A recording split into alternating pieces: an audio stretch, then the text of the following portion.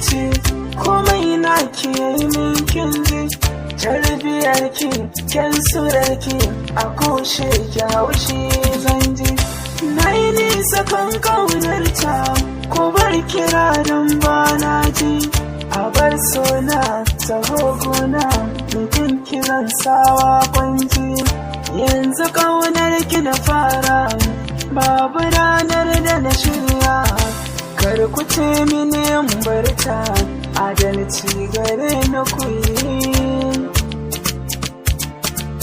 Ke ɗaya zan kira sahibata, ke ce maganin damuwata, ni dai kin mini a zuciya ta kin mini. Kowa ya sani barka ake zuwa yi mini, ke ɗaya na sani gare ni babu kamar kini.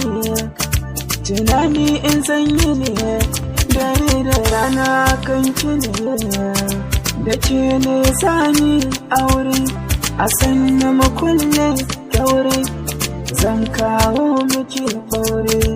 Na san baki taɓa ganin sa ba, kafin ki ce in yi nayi komai akan so zan yi.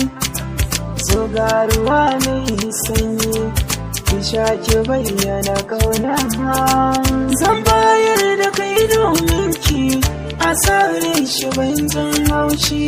Mai nunawa zaɓi nawa ke ce bugun numfashi, hakan san ki zan jura zuwa baran da zan yi fashi. Alamar ki da takunki turaren ki kwai shi da kamshi. Oh oh oh oh oh oh, ita soyayya halitta ce a zuciya take zaune, ba mai ganin ta sai wanda shi ne ya yi ta.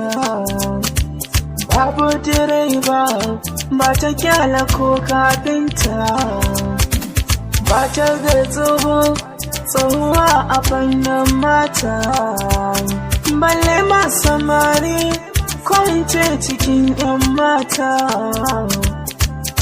Ta wuce da aljani sun tsaye duka sansani, babu ma bacin tsirrai da gobe ciki suke wuni.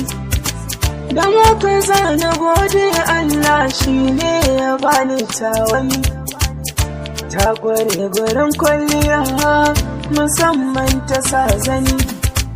Kyakkyawar iya ce akan ta zan zauce.